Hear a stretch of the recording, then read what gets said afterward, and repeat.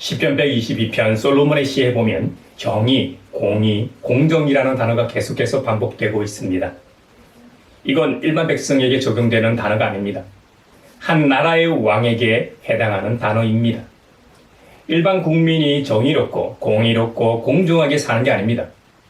한 나라를 다스리는 통치권을 가진 자에게 적용되는 말로 등장합니다.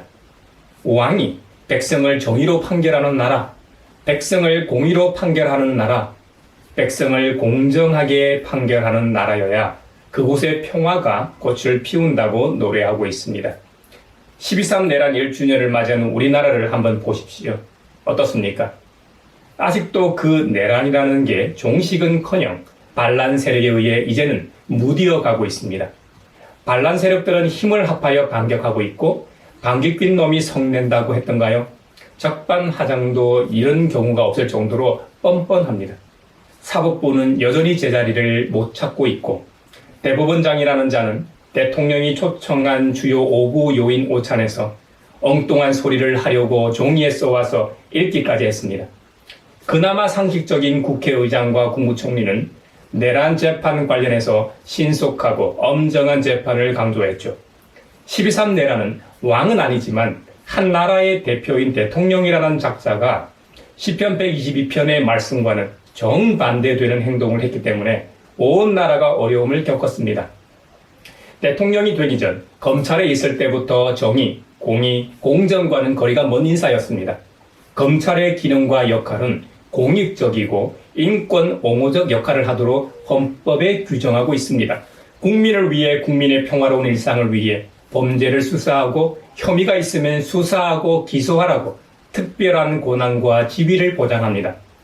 그런데 지금까지 대한민국의 검찰은 국가기관으로서 그 소임을 다하지 못했고 권력을 남용하고 사건을 조작 날조하는 특별한 집단으로 성장했습니다.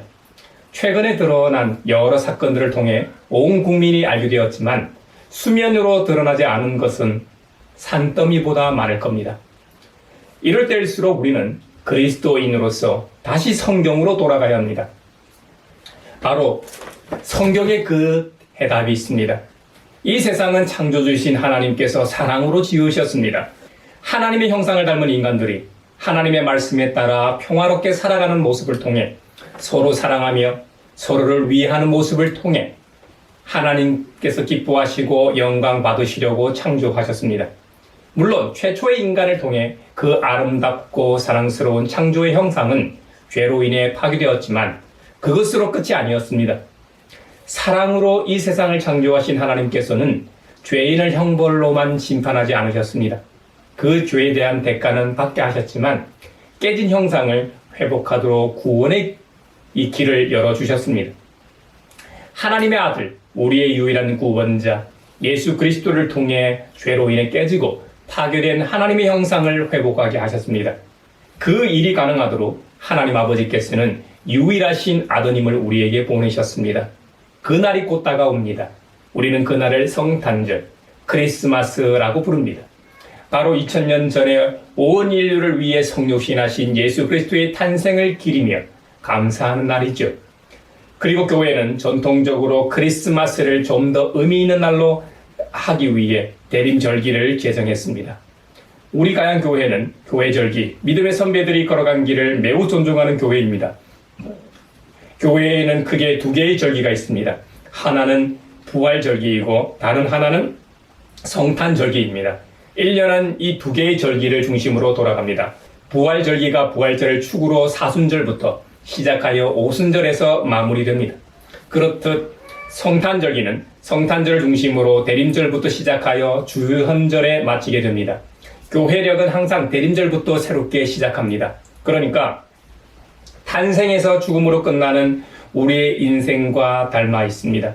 하지만 교회는 우리의 신앙이 인생과 다른 점은 죽음으로 끝나지 않고 부활을 경험하고 성령님과 함께 이 땅에서 하나님 나라의 삶을 경험하고 사는 점에서 우리의 인생과 다르다고 할 수 있습니다. 물론 종국에는 진짜로 부활해서 우리 주님과 영원한 삶을 누리게 됩니다. 이것이 우리가 믿는 그리스도 교회의 신앙입니다.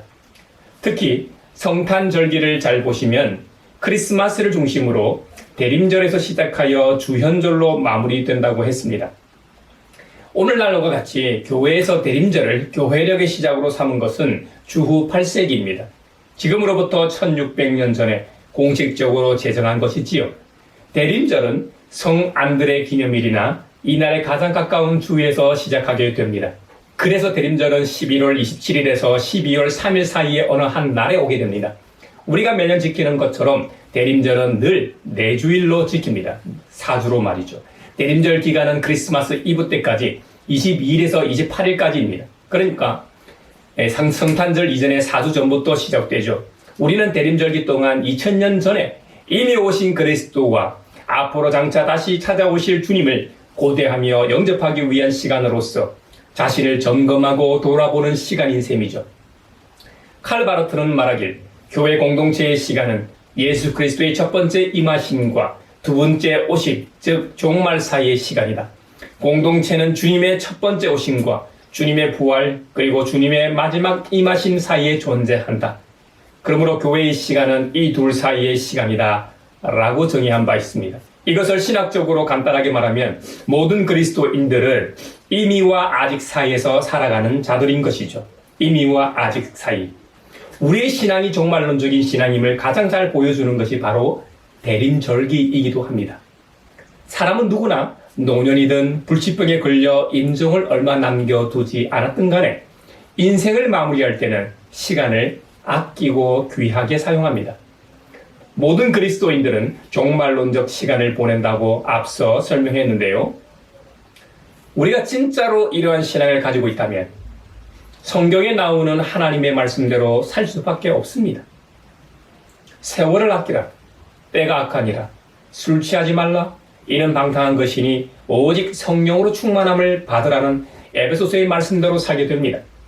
또 범사에 하나님께 감사하며 그리스도를 경외함으로 우리 주님을 두려워하는 마음으로 서로 피차 순종하고 복종하라는 말씀도 아마 적용될 겁니다. 범사에 감사하는 인생이 되고 주님을 대하듯 서로 존중하며 살게 된다는 것입니다.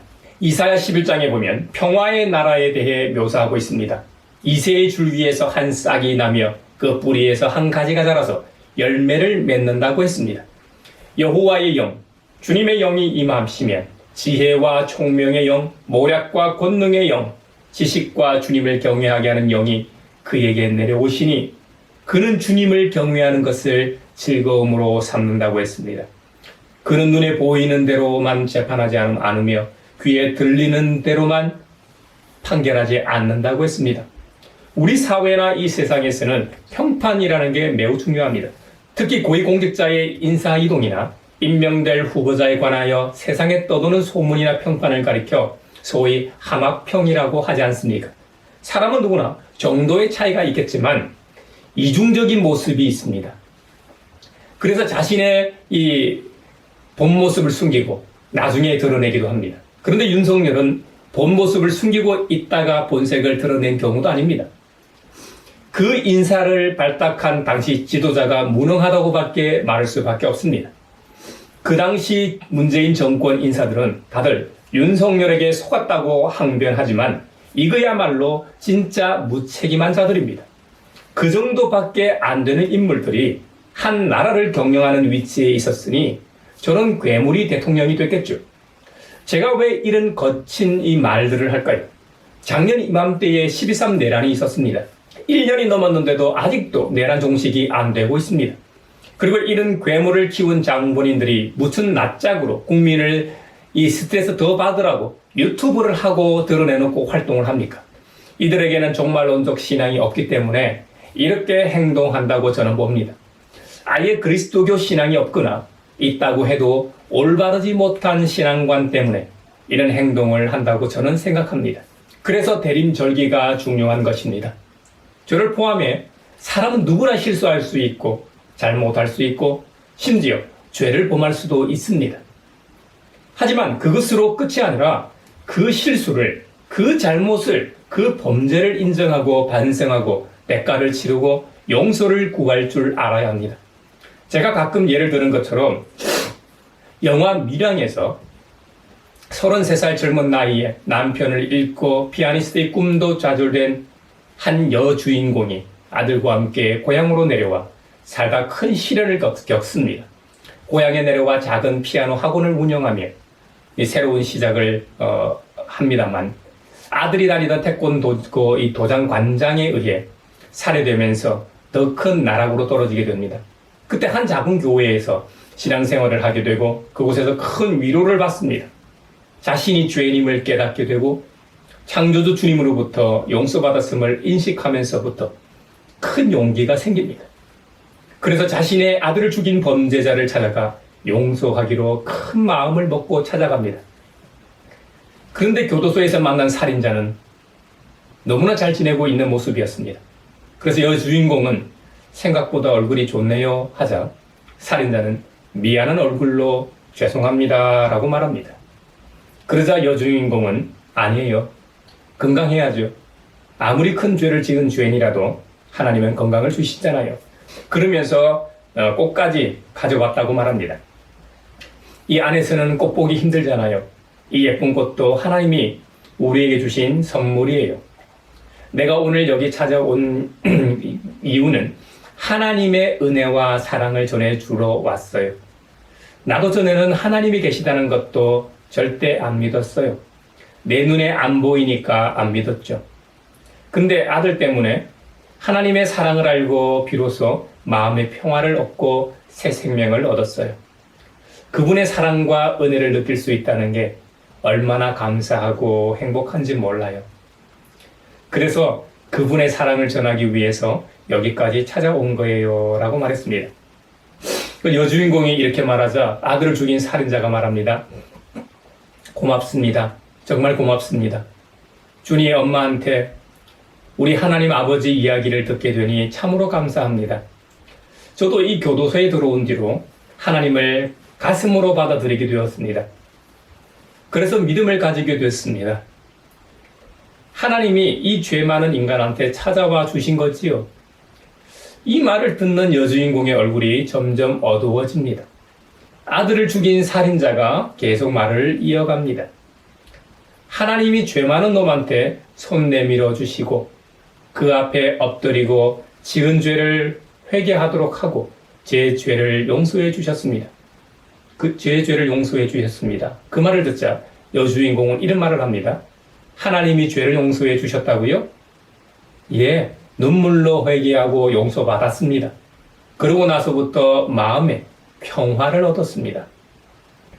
아침에 일어나서 기도하고 그러니 하루가 얼마나 감사한지 모릅니다. 하나님한테 회개하고 용서받으니 내 마음이 이리 편합니다. 준이 엄마를 위해서도 기도하는데 하나님께서 내 기도 들어주셨네요. 여주인공은 면회를 끝마치고 나오자마자 꽃은 전달하지 않고 가져나와 땅바닥에 버리고 자신도 너무 큰 충격을 받아 그만 쓰러집니다. 이후 내가 용서하지 않았는데 하나님이 용서해? 왜? 그러고 보란 듯이 하나님께 저항하는 모습이 연출됩니다. 제가 왜 영화 밀양 이야기를 이렇게 길게 했냐면요. 성도 간에도 우리의 일상에서 이웃들과의 관계 속에서 이런 모습이 연출되면 안 되기 때문입니다. 혹 우리 자신이 잘못하거나 죄를 지을 경우 하나님께 죄를 회개하고 용서받는 것도 중요하지만요. 우리 자신으로 인해 피해를 입은 대상에게 반드시 잘못을 인정하고 회개해야 합니다. 그 당사자가 용서해야 진정한 화해가 이루어지는 겁니다. 극중 인물처럼 하나님께만 용서받고 마음의 평화를 누리면 뭐합니까? 마음의 평화를 누리면 너무나 잘 지내고 있다는 말에 당사자가 한 번 더 폭력을 당합니다. 이건 용서가 아닙니다. 이기적인 신앙일 뿐이죠. 사랑하는 믿음의 형제자매 여러분, 일상을 살아가다 혹 이런 어려운 일을 만나거든 하나님과 더불어 반드시 상대에게 티를 내지 말고 진심으로 잘못을 인정하고 용서를 구하는 저와 여러분이 되길 바랍니다. 그래야 진정한 평화가 찾아옵니다. 그리고 항상 겸손해야 합니다. 그래야 하늘의 평화를 전하는 자가 될 수 있습니다. 이사야 11장의 여호와의 영으로 말미암아 우리는 화해와 평화를 누리게 되는 것입니다. 할렐루야. 일방적인 용서나 화해, 평화는 없는 법입니다. 한쪽에서만 누리는 그런 평화는 다른 쪽에서는 폭력이 될 수도 있음을 한치도 잊지 맙시다. 그래서 로마서 15장에서 사도 바울을 통해 주신 말씀에 보면 항상 덕을 세우기 위해 애를 쓰라고 권면합니다. 성경이 주는 인내와 위로로서 우리로 하여금 소망을 가지게 한다고 말씀하고 있습니다. 이사야에서 언급한 여호와의 영, 신약에서는 보혜사 성령님께서 우리가 예수님을 닮고 본받아 같은 생각을 품게 하시고 한 마음과 한 입으로 이 세상에는 없는 하늘의 평화를 전함으로 하나님께 영광을 돌리게 하신다는 겁니다. 이사야 11장에서 계시했던 것처럼 이새의 뿌리에서 싹이 나서 이방 사람을 다스릴 리가 일어날 것이니 이방 사람은 그에게 소망을 두게 된다는 겁니다. 실제로 구약의 계시가 신약에 와서 성취되었습니다. 할렐루야. 하나님께서는 먼저 믿음에서 오는 모든 기쁨과 평화를 우리 자신에게 충만하게 주십니다. 바로 저와 여러분에게 주신단 말입니다. 성령의 능력으로 소망이 믿음의 사람인 우리들에게 차고 넘치게 하십니다. 그것을 경험한 우리를 통해 세상의 하늘의 소망이, 하늘의 평화가 흘러가게 하십니다. 마태복음 3장에 보면 세례자 요한도 하늘의 평화를 전하는 자로 귀한 쓰임을 받았습니다. 요한은 광야에 외치는 자의 소리였습니다. 오늘날 너무나 화려한 삶을 사는 우리가 겉으로 보기엔 노숙자와 같은 삶을 살아갑니다. 낙타 트롯을 입고 허리에는 가죽띠를 둘렀습니다. 음식은 메뚜기와 들꿀이었습니다. 이 내용만 봐도 범상치 않는 인물이었습니다. 그는 심한 욕도 거침없이 했습니다. 많은 바리새인과 사두개인들이 자신에게 세례를 받으러 오는 것을 보고 그들에게 뭐라고 말한 줄 아십니까? 독사의 자식들아, 누가 너희에게 닥쳐올 징벌을 피하라고 일러주더냐? 회개에 합당한 열매를 맺으라고 막 쏟아붓기도 했습니다. 그러나 문제는 광야에 외치는 자의 소리를 듣는 사람들이 아직 준비되어 있지 않다는 것이었습니다. 예루살렘 성전에서 정기적으로 예배를 드리던 경건한 유대인들까지도 자신이 하나님을 맞이할 준비가 되어 있지 않다는 것을 뼛속 깊이 알고 있었습니다. 구약의 예언자들은 사람들이 회개하고 진심으로 하나님께 돌아설 때 하나님이 돌아오실 것이라고 말했습니다. 그래서 그들에게 회개를 촉구했던 것이죠. 그 말에 당시 사람들은 때를 지어 몰려왔습니다. 세례를 받으러 몰려와서는 자신들의 죄를 고백하고 요단강에서 세례를 받았습니다. 요한의 시대로부터 1000년도 더 전에 출애굽한 이스라엘 백성들은 약속의 땅을 정복하기 위해 바로 이 요단강을 건넜습니다. 이제 그들은 약속의 땅을 정복하는 것보다 더 위대한 정복, 모든 악을 이기시고 하늘에서처럼 땅에서도 자신의 나라를 세우시는 하나님의 정복을 준비한다는 표시로 그 강을 다시 건너야 했습니다. 앞서도 언급했습니다만 요한의 메시지에는 위로만 있는 것이 아니었습니다. 오히려 위로와는 거리가 먼 태워버리는 불과 찍어버리는 도끼에 대해서 말했습니다. 바리새인과 사두개인들, 당시 종교 지도자들이 세례를 받으러 오는 것을 보고 요한은 비웃었습니다. 광야에 외치는 자의 소리였던 세례자 요한의 생각을 바꿀 수 있는 유일한 길은 그들이 정말로 다르게 행동하는 것뿐이었습니다.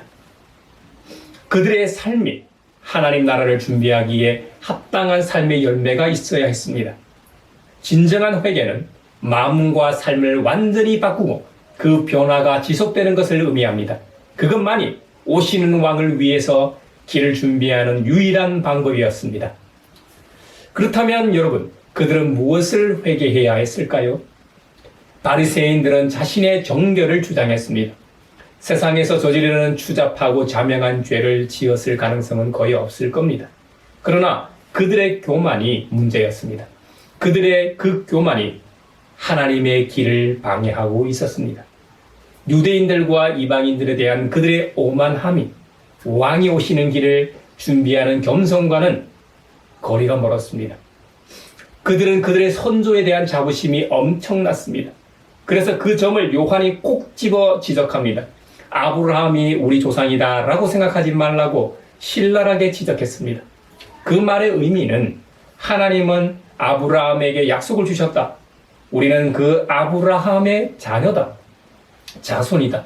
따라서 하나님은 우리를 책임지실 것이고 결국에는 다 잘되게 돼 있다라는 뜻을 내포하고 있었기 때문입니다.